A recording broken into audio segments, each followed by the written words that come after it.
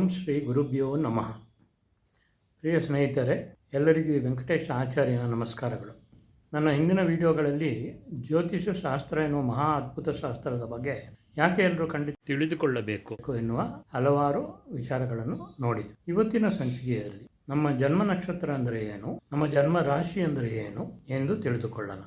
ಸ್ನೇಹಿತರೆ, ನಾವು ಯಾವುದೇ ಒಂದು ಒಳ್ಳೆ ಕೆಲಸ ಮಾಡಿದರೂ ನಮಗೆ ನಮ್ಮ ನಕ್ಷತ್ರ ಖಂಡಿತ ಗೊತ್ತಿರಲೇಬೇಕು. ನಮ್ಮ ರಾಶಿ ಯಾವುದು ಅಂತ ಗೊತ್ತಿರಲೇಬೇಕು. ಸಾಮಾನ್ಯವಾಗಿ ನಿಮ್ಮೆಲ್ಲರಿಗೂ ಗೊತ್ತಿರಬಹುದು, ಆದರೆ ಏನು ಅಂತ ಗೊತ್ತಿಲ್ಲದಿದ್ದವರಿಗೆ ಹೇಳಬೇಕಾಗಿದ್ದು ನನ್ನ ಕರ್ತವ್ಯ.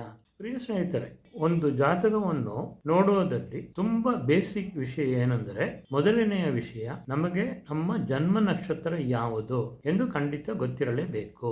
ಎರಡನೇ ವಿಷಯ ನಮ್ಮ ಜನ್ಮ ರಾಶಿ ಯಾವುದು ಎಂದು ಗೊತ್ತಿರಬೇಕು. ಮೂರನೇ ವಿಷಯ ನಮ್ಮ ಜನ್ಮ ಲಗ್ನ ಯಾವುದು ಎಂದು ಗೊತ್ತಿರಬೇಕು. ನಿಮ್ಮಲ್ಲಿ ಎಲ್ಲರಿಗೂ ಗೊತ್ತಿರಬಹುದು, ಆದರೆ ಈ ವಿಷಯಗಳು ನನಗೆ ಗೊತ್ತಿಲ್ಲ ಅನ್ನುವರಿಗೆ ಒಂದು ಸಾರಿ ಹೇಳಲು ಇಷ್ಟಪಟ್ಟಿದ್ದೀನಿ. ಆದರೆ ಖಂಡಿತ ಎಲ್ಲರಿಗೂ ಈ ವಿಷಯಗಳು ಗೊತ್ತಿರಲೇಬೇಕು. ಸಾಧಾರಣವಾಗಿ ನಿಮಗೆಲ್ಲರಿಗೂ ಗೊತ್ತಿದ್ದೆ ಒಟ್ಟು 27 ನಕ್ಷತ್ರಗಳು ಇದ್ದಾವೆ ಎಂದು. ಅಂದರೆ ಅಶ್ವಿನಿ, ಭರಣಿ, ಕೃತಿಕ, ರೋಹಿಣಿ, ಮೃಗಶಿರ, ಆರಿದ್ರ, ಪುನರ್ವಸು, ಪುಷ್ಯ, ಆಶ್ಲೇಷ, ಮಖ, ಉಬ್ಬ ಎನ್ನುವ ಪೂರ್ವ ಫಲ್ಗುಣಿ, ಉತ್ತರ ಎನ್ನುವ ಉತ್ತರ ಫಲ್ಗುಣಿ, ಹಸ್ತ, ಚಿತ್ತ, ಸ್ವಾತಿ, ವಿಶಾಖ, ಅನುರಾಧ, ಜ್ಯೇಷ್ಠ, ಮೂಲ, ಪೂರ್ವಾಷಾಢ, ಉತ್ತರಾಷಾಢ, ಶ್ರಾವಣ, ಧನಿಷ್ಠ, ಶತಭಿಷ, ಪೂರ್ವಭಾದ್ರ, ಉತ್ತರಾಭಾದ್ರ, ರೇವತಿ ಎಂದು ಕ್ರಮವಾಗಿ ಇದ್ದಾವೆ ಎಂದು. ಈ 27 ನಕ್ಷತ್ರಗಳು ಎಲ್ಲಿದ್ದಾವೆ ಅಂದರೆ, ನಮ್ಮ ಭೂಮಿಯನ್ನು ಸುತ್ತಿರುವ ಗೋಳ ರೂಪದಲ್ಲಿರುವ ಈ ಆಕಾಶ ಮಂಡಲದಲ್ಲಿ ಆ 27 ನಕ್ಷತ್ರಗಳು ವೃತ್ತಾಕಾರದ ಮಾರ್ಗದಲ್ಲಿ ಸರ್ಕ್ಯುಲರ್ ಪಾತಲ್ಲಿ ಕ್ರಮವಾಗಿ ಹರಡಿರುತ್ತವೆ. ಇಲ್ಲಿನ ಚಿತ್ರಾತ್ಮಕ ಪ್ರಾತಿನಿಧ್ಯದಲ್ಲಿ ನೋಡಿದರೆ ನಿಮಗೆ ಗೊತ್ತಾಗುತ್ತೆ. ಇದನ್ನು ನೆನಪಿಟ್ಟುಕೊಳ್ಳಿ. ಇದನ್ನೇ ನಕ್ಷತ್ರಗಳ ಮೂಲ ರಚನೆ ಎನ್ನುವುದು. ಮತ್ತು ಒಂದೊಂದು ನಕ್ಷತ್ರವು ಎಷ್ಟು ವಿಸ್ತೀರ್ಣವನ್ನು ಪಡೆದುಕೊಂಡಿದ್ದಾವೆ ಎನ್ನುವುದನ್ನು ನೀವು ನೋಡಬಹುದು. ನಕ್ಷತ್ರಗಳ ವೃತ್ತಾಕಾರದ ಮಾರ್ಗದಲ್ಲಿ ಒಂದೊಂದು ನಕ್ಷತ್ರಕ್ಕೂ ವಿಸ್ತೀರ್ಣ 3 ಡಿಗ್ರಿ 20 ನಿಮಿಷಗಳು ಇರುತ್ತೆ. ಒಟ್ಟು 27 ನಕ್ಷತ್ರಗಳಿಗೆ 360 ಡಿಗ್ರಿ ಇರುತ್ತೆ. ಇದು ಒಂದು ವೃತ್ತಾಕಾರದ ಮಾರ್ಗವನ್ನು ಸೂಚಿಸುತ್ತೆ. 360 ಡಿಗ್ರಿ ಆದ ಮೇಲೆ ಅಂದ್ರೆ ಕೊನೆಯ ನಕ್ಷತ್ರವಾದ ರೇವತಿ ಮುಗಿದ ಕೂಡಲೇ ಮತ್ಪುನಃ 0 ಡಿಗ್ರಿಯಿಂದ ಅಂದ್ರೆ ಅಶ್ವಿನಿಯಿಂದ ಶುರುವಾಗಿ ಹಾಗೆ ಮುಂದುವರಿಸುತ್ತೆ. ಆಮೇಲೆ ಈ 27 ನಕ್ಷತ್ರಗಳು ಇರುವ ವೃತ್ತಾಕಾರದ ಮಾರ್ಗವನ್ನು ಅಂದರೆ ಆ ಸರ್ಕ್ಯುಲರ್ ಪಾತ್ ಅನ್ನು 12 ಭಾಗಗಳು ಮಾಡಿದ್ದಾರೆ. ಈ 12 ಭಾಗಗಳನ್ನು ನಾವು ರಾಶಿಗಳು ಅನ್ನುತ್ತೀವಿ. ಆ ಒಂದೊಂದು ರಾಶಿಗೂ ಮೇಷ, ವೃಷಭ, ಮಿಥುನ, ಕರ್ಕಾಟಕ, ಸಿಂಹ, ಕನ್ಯಾ, ತುಲಾ, ವೃಶ್ಚಿಕ, ಧನುಸ್ಸು, ಮಕರ, ಕುಂಭ, ಮೀನ ಎಂದು ಹೆಸರಿಟ್ಟಿದ್ದಾರೆ. ಇಲ್ಲಿರೋ ಸ್ಕ್ರೀನ್ ನಲ್ಲಿ ಅದು ಹೇಗೆ ಇದೆ ಎನ್ನುವ ಚಿತ್ರಾತ್ಮಕ ಪ್ರಾತಿನಿಧ್ಯವನ್ನು ನೋಡಿದರೆ ನಿಮಗೆ ಗೊತ್ತಾಗುತ್ತೆ. ಸ್ನೇಹಿತರೆ, ಈ ಆಕಾಶ ಮಂಡಲದಲ್ಲಿ ಗ್ರಹಗಳು ಎಲ್ಲಿರುತ್ತವೆ ಎಂದು ಕೇಳಿದರೆ, ಇಲ್ಲಿ ನಾವಿರೋ ಭೂಮಿಗೂ ಆಕಾಶ ಮಂಡಲದಲ್ಲಿರುವ ನಕ್ಷತ್ರಗಳಿಗೂ ಮಧ್ಯದಲ್ಲಿ ಎಲ್ಲಾ ಗ್ರಹಗಳು ಅವುಗಳಿಗೆ ಇರುವ ಆಕರ್ಷಣ ಶಕ್ತಿಗೆ ತಕ್ಕಂತದಾಗಿ ಪ್ರತ್ಯೇಕ ದಾರಿಯಲ್ಲಿ ಸುತ್ತಿ ಬರುತ್ತಿರುತ್ತವೆ. ಮತ್ತು ಒಂದೊಂದು ಗ್ರಹವು ಒಂದೊಂದು ವೇಗದಲ್ಲಿ ಅಂದ್ರೆ ಒಂದೊಂದು ಸ್ಪೀಡ್ ಅಲ್ಲಿ ಸುತ್ತಿ ಬರುತ್ತಿರುತ್ತವೆ. ಯಾವ ಗ್ರಹ ಯಾವ ವೇಗದಲ್ಲಿ ಚಲಿಸುತ್ತಿರುತ್ತವೆ ಎನ್ನುವ ಈ ವಿಚಾರಗಳನ್ನು ನಾವು ಇನ್ನು ಮುಂದಿನ ವಿಡಿಯೋಗಳಲ್ಲಿ ನೋಡಬಹುದು. ಇದರಲ್ಲಿ ಮುಖ್ಯವಾದ ವಿಷಯ ಏನಂದ್ರೆ, ನಕ್ಷತ್ರಗಳು ಒಂದು ಸ್ಥಿರವಾದ ಜಾಗದಲ್ಲೇ ಇರುತ್ತವೆ. ಆ ಕಡೆ ಈ ಕಡೆ ಎಲ್ಲೂ ಅಲ್ಲಾಡುವುದಿಲ್ಲ. ಅಲ್ಲಿಂದನೇ ಪ್ರಕಾಶಿಸುತ್ತಾ ತಮ್ಮ ಕಿರಣಗಳನ್ನು ವಿಕಿರಣ ಮಾಡುತ್ತಿರುತ್ತವೆ. ನಕ್ಷತ್ರಗಳು ನಾವಿರೋ ಭೂಮಿಯಿಂದ ಕೋಟಾನಕೋಟಿ ಕಟ್ಟಲೆ ಮೈಲ್ಗಳ ದೂರದಲ್ಲಿ ಇದ್ದಾವೆ. ಸೂರ್ಯನ ಬೆಳಕು ನಮ್ಮ ಭೂಮಿಗೆ ಬಂದು ಸೇರುವುದಕ್ಕೆ 8 ನಿಮಿಷ 10 ಸೆಕೆಂಡ್ಗಳ ಕಾಲ ಆಗುತ್ತೆ ಎಂದು ವಿಜ್ಞಾನ ಪ್ರಕಾರ ಹೇಳಿದ್ದಾರೆ. ಆದರೆ ಕೆಲವು ನಕ್ಷತ್ರ ಕಿರಣಗಳು ನಮ್ಮ ಭೂಮಿಯನ್ನು ಬಂದು ಸೇರಲಿಕ್ಕೆ ಕೆಲವು ವರ್ಷಗಳಾಗತ್ತೆ ಅನ್ನುತ್ತಾರೆ. ಅಂದರೆ ನಕ್ಷತ್ರಗಳು ಭೂಮಿಯಿಂದ ಎಷ್ಟು ದೂರದಲ್ಲಿ ಇದೆ ಎಂದು ನೀವೇ ಊಹಿಸಿಕೊಳ್ಳಿ. ಆದರೆ ಗ್ರಹಗಳು ಹಾಗಿಲ್ಲ. ನಕ್ಷತ್ರಗಳು ಇರುವ ದೂರವನ್ನು ಕಂಪೇರ್ ಮಾಡಿದರೆ ಭೂಮಿಗೆ ಹತ್ರನೇ ಇದ್ದಾವೆ. ಅಂದರೆ ಗ್ರಹಗಳಲ್ಲೇ ಭೂಮಿಯಿಂದ ಗರಿಷ್ಠ ದೂರದಲ್ಲಿ ಇರುವ ಶನಿ ಗ್ರಹ ಭೂಮಿಯಿಂದ ಹೆಚ್ಚು ಕಡಿಮೆ 88 ಕೋಟಿ ಮೈಲ್ಗಳ ದೂರದಲ್ಲಿ ಇದ್ದಾವೆ ಎನ್ನುವುದನ್ನು ತಿಳಿದುಕೊಳ್ಳಿ. ಗ್ರಹಗಳು ಅವು ದಾರಿಗಳಲ್ಲಿ ಸಂಚಾರ ಮಾಡುತ್ತಾ ಸುತ್ತಿ ಬರುತ್ತಿರ್ತವೆ. ಸೂರ್ಯ ಗ್ರಹ ಒಂದಕ್ಕೆ ಮಾತ್ರ ಪ್ರಕಾಶಿಸುವ ಅರ್ಹತೆ ಇದೆ, ಬೇರೆ ಯಾವ ಗ್ರಹಗಳಿಗೂ ಆ ಅರ್ಹತೆ ಇಲ್ಲ. ಬೇರೆ ಗ್ರಹಗಳೆಲ್ಲ ಸೂರ್ಯನಿಂದ ಬೆಳಕಿನ ತಗೊಂಡು ಪ್ರತಿಫಲಿಸುತ್ತವೆ.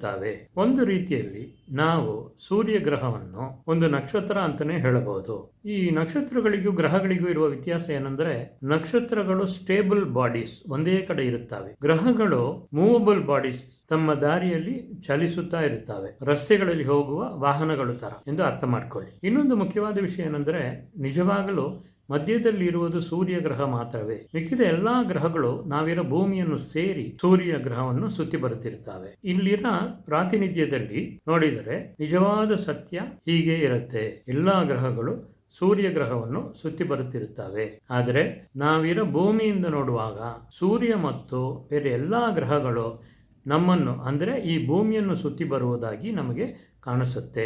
ಅದಕ್ಕೆ ನಮ್ಮ ರಾಶಿ ಕುಂಡಲಿಯನ್ನು ನಮಗೆ ಅರ್ಥವಾಗುವ ರೀತಿಯಲ್ಲಿ ನಾವು ಭೂಮಿಯಿಂದ ನೋಡಿದರೆ ಗ್ರಹಗಳ ಸಂಚಾರ ಹೇಗೆ ಕಾಣುತ್ತೋ ಅದಕ್ಕೆ ತಕ್ಕಂಥದ್ದಾಗಿ ನಿರ್ಮಾಣಿಸಿದ್ದಾರೆ.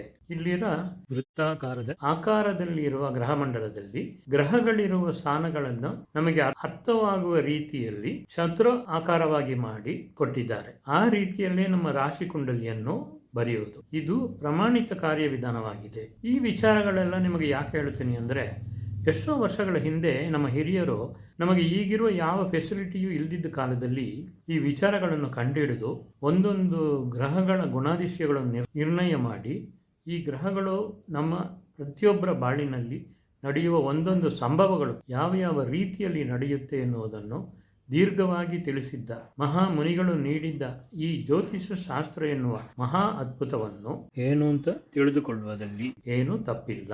ಇದನ್ನು ಉಪಯೋಗ ಮಾಡಿಕೊಳ್ಳುವವರು ಉಪಯೋಗ ಮಾಡಿಕೊಳ್ಳಿ, ಇಲ್ಲದಿದ್ದರೆ ಅಟ್ಲೀಸ್ಟ್ ಏನು ಅಂತ ನೋಡಿ ಇಟ್ಕೊಳ್ಳಿ. ಯಾವತ್ತಾರ ಒಂದು ದಿನ ನಿಮಗೆ ಬೇಕೇ ಬೇಕಾಗಿರುತ್ತೆ, ದಯವಿಟ್ಟು ನೆನಪಿನಲ್ಲಿ ಇಟ್ಕೊಳ್ಳಿ.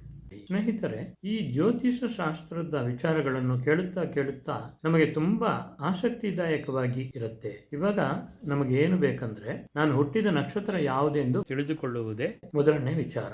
ಆದರೆ ನಿಮ್ಮಲ್ಲಿ ಸಾಧಾರಣವಾಗಿ ಎಲ್ಲರಿಗೂ ಗೊತ್ತಿರಬಹುದು, ಆದರೆ ಅದು ಹೇಗೆ ಬಂತು ಎನ್ನುವುದು ಪ್ರತಿಯೊಬ್ಬರಿಗೂ ಗೊತ್ತಿರಲು ಸಾಧ್ಯವಿಲ್ಲ. ಗೊತ್ತಿದ್ರೆ ಓಕೆ, ಗೊತ್ತಿಲ್ಲದಿದ್ದವರಿಗೆ ಈ ಬೇಸಿಕ್ ವಿಚಾರವನ್ನು ತಿಳಿಸಲು ನನ್ನ ಕರ್ತವ್ಯ. ಸ್ನೇಹಿತರೆ, ಚಂದ್ರ ಮಾತ್ರ ನಮ್ಮ ಭೂಮಿಯನ್ನು ಸುತ್ತಿ ಬರುತ್ತಿರುತ್ತೆ. ನಾವಿರೋ ಈ ಭೂಮಿ ಸೂರ್ಯನ ಸುತ್ತಿ ಬರುತ್ತಿರುತ್ತೆ. ಭೂಮಿ ಸೂರ್ಯನ ಸುತ್ತಿ ಬರುವಾಗ ಅದರ ಜೊತೆ ಇರುವ ಚಂದ್ರ ಗ್ರಹವು ಸೂರ್ಯನ ಸುತ್ತಿ ಬರುತ್ತಿರುತ್ತೆ ಎನ್ನುವುದರಲ್ಲಿ ಯಾವ ಅಭಿಪ್ರಾಯ ಭೇದವೂ ಇಲ್ಲ. ಕೆಲವರು ಸೂರ್ಯ ಗ್ರಹನ ರವಿ ಗ್ರಹ ಅಂತಾರೆ. ನಮ್ಮ ವಿಡಿಯೋಗಳಲ್ಲಿ ನಾವು ಸೂರ್ಯ ಗ್ರಹ ಅಂತಾನೆ ಹೇಳೋಣ. ಇವಾಗ ಚಂದ್ರ ಮತ್ತು ಭೂಮಿಯನ್ನು ಮಾತ್ರ ಗಮನದಲ್ಲಿ ಇಟ್ಕೊಳ್ಳಿ, ಬೇರೆ ಎಲ್ಲಾ ಗ್ರಹಗಳನ್ನು ತಾತ್ಕಾಲಿಕವಾಗಿ ಮರೆತು ಬಿಡಿ. ಚಂದ್ರ ಗ್ರಹ ಭೂಮಿಯನ್ನು ಸುತ್ತಿ ಬರುವ ಮಾರ್ಗದಲ್ಲಿ 27 ನಕ್ಷತ್ರಗಳು ಇದಾವೆ. ಇದನ್ನ ನೆನಪಲ್ಲಿ ಇಟ್ಕೊಳ್ಳಿ. ಇಲ್ಲಿರೋ ಚಿತ್ರದಲ್ಲಿ ನೋಡಿದರೆ ನಿಮಗೆ ಇನ್ನೂ ಕ್ಲಿಯರ್ ಆಗಿ ಗೊತ್ತಾಗುತ್ತೆ. ಆಕ್ಚುಲಿ ಚಂದ್ರ ಭೂಮಿಯನ್ನು ಸುತ್ತಿ ಬರುವುದಕ್ಕೆ 27 ದಿನಗಳು ಆಗುತ್ತದೆ. ಹೆಚ್ಚು ಕಡಿಮೆ ಪ್ರತಿದಿನವೂ ಒಂದು ನಕ್ಷತ್ರದ ಕೆಳಗೆ ಸಂಚಾರ ಮಾಡುತ್ತಿರುತ್ತೆ. ನಿಮಗೆಲ್ಲ ಗೊತ್ತಿರಬಹುದು, ಎಷ್ಟೋ ಕೋಟಿಗಟ್ಟಲೆ ನಕ್ಷತ್ರಗಳು ಇದ್ದರೂ ನಾವು ನಮ್ಮ ಜ್ಯೋತಿಷ ಶಾಸ್ತ್ರದಲ್ಲಿ ಪರಾಶರ ಮಹಾಮುನಿಯ ಸಿದ್ಧಾಂತದ ಪ್ರಕಾರ ಬರೀ 27 ನಕ್ಷತ್ರಗಳನ್ನು ಮಾತ್ರ ಲೆಕ್ಕಕ್ಕೆ ತೆಗೆದುಕೊಂಡು ಪರಿಶೀಲನೆ ಮಾಡುತ್ತೀವಿ. ಆ ರೀತಿಯಲ್ಲಿ ಸಂಚಾರ ಮಾಡುವಾಗ ನಾವು ಹುಟ್ಟಿದ ದಿನ ಚಂದ್ರ ಯಾವ ನಕ್ಷತ್ರದ ಕೆಳಗೆ ಸಂಚಾರ ಮಾಡುತ್ತಿದ್ದಾನೋ ಅದೇ ನಮ್ಮ ಜನ್ಮ ನಕ್ಷತ್ರ ಆಗುತ್ತದೆ. ಸಪೋಸ್ ಇವತ್ತಿನ ದಿನ ಚಂದ್ರ ಭರಣಿ ನಕ್ಷತ್ರದ ಕೆಳಗೆ ಸಂಚಾರ ಮಾಡುತ್ತಿರುವಾಗ ಇವತ್ತಿನ ನಕ್ಷತ್ರ ಭರಣಿ ನಕ್ಷತ್ರ ಎಂದು ಗುರುತಿಸಿಕೊಳ್ಳಬೇಕು. ಇನ್ನೊಂದು ಉದಾಹರಣೆ, ಚಂದ್ರ ತುಲಾ ರಾಶಿಯಲ್ಲಿ ಸ್ವಾತಿ ನಕ್ಷತ್ರದಲ್ಲಿ ಸಂಚಾರ ಮಾಡುವ ದಿನದಲ್ಲಿ ಒಂದು ಮಗು ಹುಟ್ಟಿದರೆ ಆ ಹುಟ್ಟಿದ ಮಗುವಿಗೆ ಸ್ವಾತಿ ನಕ್ಷತ್ರನೇ ಜನ್ಮ ನಕ್ಷತ್ರವಾಗಿ ಇರುತ್ತೆ. ಈ ವಿಚಾರಗಳನ್ನು ನೀವು ಕ್ಯಾಲೆಂಡರ್ ಅಥವಾ ಪಂಚಾಂಗಗಳಲ್ಲಿ ನೋಡಬಹುದು, ಮೊಬೈಲ್ ಸಾಫ್ಟ್ವೇರ್ಗಳಲ್ಲಿ ನೋಡಬಹುದು. ಅದನ್ನು ನೋಡಿ ಅವತ್ತಿನ ನಕ್ಷತ್ರ ಏನು ಅಂತ ನೀವು ಗುರುತಿಸಿಕೊಳ್ಳಬಹುದು. ಇವಾಗ ನೀವು ಹುಟ್ಟಿದ ತಾರೀಕನ್ನ ನಿಮ್ಮ ಮೊಬೈಲಲ್ಲಿರುವ ಜ್ಯೋತಿಷ ಸಾಫ್ಟ್ವೇರಲ್ಲಿ ಹಾಕಿ ನಿಮ್ಮ ನಕ್ಷತ್ರ ಸರಿಯಾಗಿದೆಯಾ ಎಂದು ರುಜು ಮಾಡಿಕೊಳ್ಳಿ. ಇವಾಗ ನಿಮಗೆ ನಿಮ್ಮ ಜನ್ಮ ನಕ್ಷತ್ರ ಯಾವುದು ಎಂದು ಅದನ್ನು ಹೇಗೆ ಕಂಡುಹಿಡಿದೆ ಎಂದು ಗೊತ್ತಾಯಿತು. ಈ ರೀತಿ ನಾವು ಒಂದೊಂದು ವಿಚಾರಗಳನ್ನು ಗೊತ್ತಿಟ್ಟುಕೊಂಡ್ರೆ ನಮ್ಮ ಭವಿಷ್ಯದ ಬಗ್ಗೆ ಯಾರಾவது ಹೇಳುವಾಗ ಚೆನ್ನಾಗಿ ನಮಗೆ ಅರ್ಥವಾಗುತ್ತದೆ. ಇದೆಲ್ಲ ನಮಗೆ ಮೊದಲೇ ಗೊತ್ತಿದೆಯಲ್ಲ, ಯಾಕೆ ಇದೆಲ್ಲ ಹೇಳಿ ಟೈಮ್ ವೇಸ್ಟ್ ಮಾಡುತ್ತಿದ್ದಾರೆ ಎಂದು ಅನ್ಕೊಳ್ಬೇಡಿ. ಯಾಕೆಂದ್ರೆ ಈ ಬೇಸಿಕ್ ವಿಷಯಗಳು ಸಹ ಗೊತ್ತಿಲ್ಲದೇ ಇರೋವರಿಗಾಗಿ ನಾನು ಹೇಳುತ್ತಿದ್ದೇನೆ. ಇನ್ನು ಮುಂದೆ ನಾವು ಅಡ್ವಾನ್ಸ್ ಆಗಿ ಹೋಗುವಾಗ ಅವರೆಲ್ಲ ನಮ್ಮ ಜೊತೆ ಪ್ರಯಾಣ ಮಾಡೋಕ್ಕೆ ಸೌಕರ್ಯವಾಗಿ ಇರುತ್ತೆ. ಸ್ನೇಹಿತರೆ, ನನಗೆ ಗೊತ್ತಿದ್ದ ಹಾಗೆ ದೇವಸ್ಥಾನಗಳಲ್ಲಿ ಅರ್ಚನೆ ಮಾಡುವಾಗ ಆ ಅರ್ಚಕರು ನಿಮ್ಮ ನಕ್ಷತ್ರ ಏನು ಎಂದು ಕೇಳುವಾಗ ಅವರಿಗೆ ಹೇಳೋದಕ್ಕೆ ಗೊತ್ತಿಲ್ಲದೆ ದೇವರ ಹೆಸರಲ್ಲಿ ಅರ್ಚನೆ ಮಾಡಿಬಿಡಿ ಎಂದು ಹೇಳ್ತಾರೆ. ಅದರಿಂದ ಯಾವ ಪುಣ್ಯವೂ ಸಿಕ್ಕುವುದಿಲ್ಲ. ಅಲ್ಲಿ ನಾವೇನು ತಪ್ಪು ಮಾಡ್ತೀವಿ ಅಂದರೆ, ನಮ್ಮ ಕಷ್ಟಗಳನ್ನು ತೀರಿಸಿಕೊಳ್ಳೋದಕ್ಕಾಗಿ ಅಥವಾ ನಮಗೆ ಪುಣ್ಯ ಸೇರಲಿ ಅನ್ನೋದಕ್ಕಾಗಿ ಅಥವಾ ನಮ್ಮ ಹೇಳಿಕೆಯನ್ನು ಈಡೇರಿಸೋದಕ್ಕಾಗಿ ದೇವಸ್ಥಾನದಲ್ಲಿ ದೇವರಿಗೆ ನಾವು ಅರ್ಚನೆ ಮಾಡುತ್ತೀವಿ. ಆಕ್ಚುಲ್ ಆಗಿ ದೇವರ ಮುಂದೆ ನಾವೇ ನಿಂತು ಆ ಮಂತ್ರಗಳನ್ನು ಹೇಳಿ ಹೂ ಹಾಕಿ ಧೂಪದೀಪ ತೋರಿಸಿ ಪೂಜೆ ಮಾಡಬೇಕು. ಆದರೆ ನಮಗೆ ಆ ಮಂತ್ರಗಳನ್ನು ಹೇಳಿ ಕ್ರಮವಾಗಿ ಆ ಪೂಜೆಯನ್ನು ಮಾಡಲು ಸಾಧ್ಯವಿಲ್ಲದೆ ಹೋದಾಗ ನಮಗಾಗಿ ಆ ದೇವಸ್ಥಾನ ಅರ್ಚಕರು ನಮ್ಮ ಹೆಸರು, ನಮ್ಮ ನಕ್ಷತ್ರವನ್ನು ಕೇಳಿ ಸಂಕಲ್ಪ ಮಾಡಿ ನಮ್ಮ ಪರವಾಗಿ ಆ ಮಂತ್ರಗಳನ್ನು ಹೇಳುತ್ತಾರೆ. ಅವಾಗಲೇ ಆ ಪುಣ್ಯ ನಮ್ಮ ಲೆಕ್ಕಕ್ಕೆ ಸೇರುತ್ತೆ ಎನ್ನುವುದು ನಂಬಿಕೆ. ಆದ್ದರಿಂದ ನಾವು ಅರ್ಚನೆ ಮಾಡೋ ಹೊತ್ತಿಗೆ ದೇವರ ಹತ್ತಿರ ನಾವು ನಮ್ಮನ್ನು ಪರಿಚಯ ಮಾಡಿಕೊಳ್ಳಲು ಸಂಬಂಧವಾಗಿ ಸಂಕಲ್ಪ ಮಾಡಲು ಮೂಲಕವಾಗಿ ನಾವು ಯಾರು ಅಥವಾ ಯಾರಿಗಾಗಿ ನಮ್ಮ ಕೇಳಿಕೆಯನ್ನು ದೇವರ ಹತ್ರ ಇಡುತ್ತೀವಿ ಎಂದು ಗೊತ್ತಾಗುವುದಕ್ಕಾಗಿ ನಾವು ನಮ್ಮ ಹೆಸರು ಮತ್ತು ನಕ್ಷತ್ರವನ್ನು ಹೇಳುವುದು. ಕನಿಷ್ಠ ಪಕ್ಷ ಇದಕ್ಕಾಗಿದ್ರೂ ನಮ್ಮ ನಕ್ಷತ್ರ ಗೊತ್ತಿರಲೇಬೇಕು. ಓಕೆ, ಈಗ ನಿಮಗೆ ನಿಮ್ಮ ನಕ್ಷತ್ರ ಯಾವುದೆಂದು ಕಂಡುಹಿಡಿಯುವುದು ಗೊತ್ತಾಗಿದೆ. ಇನ್ನು ಮುಂದಿನ ಭಾಗದಲ್ಲಿ ನಮ್ಮ ಜನ್ಮ ರಾಶಿ ಅಂದರೆ ಏನು, ಜನ್ಮ ಲಗ್ನ ಅಂದರೆ ಏನು ಅಂತ ನೋಡೋಣ. ನಿಮಗೆ ಯಾವುದೇ ಗೊಂದಲವಿದ್ದರೂ ಅದನ್ನು ನೀವು ಕಮೆಂಟ್ ಬಾಕ್ಸಲ್ಲಿ ಹಾಕಬಹುದು ಅಥವಾ ನನ್ನ ವಾಟ್ಸಪ್ಪಲ್ಲಿ ವಾಯ್ಸ್ ಮೆಸೇಜ್ ಕಳಿಸಬಹುದು. ಈ ವಿಡಿಯೋವನ್ನು ಕೊನೆಯವರೆಗೆ ನೋಡಿದ್ದಕ್ಕೆ ಧನ್ಯವಾದಗಳು. ಈ ವಿಡಿಯೋ ನಿಮಗೆ ಇಷ್ಟವಾಗಿದ್ದರೆ ಲೈಕ್ ಬಟನ್ನು ಒತ್ತಿ, ನನ್ನ ಚಾನಲ್ಗೆ ಸಬ್ಸ್ಕ್ರೈಬ್ ಮಾಡಿ, ಈ ಲಿಂಕನ್ನು ನಿಮ್ಮ ಸ್ನೇಹಿತರುಗಳಿಗೆಲ್ಲ ಕಳಿಸಿ. ಎಲ್ಲರಿಗೂ ಉಪಯೋಗವಾಗಲಿ. ಸರ್ವೇ ಜನ ಸುಖಿನೋ ಭವಂತು. ಎಲ್ಲರಿಗೂ ಶುಭವಾಗಲಿ.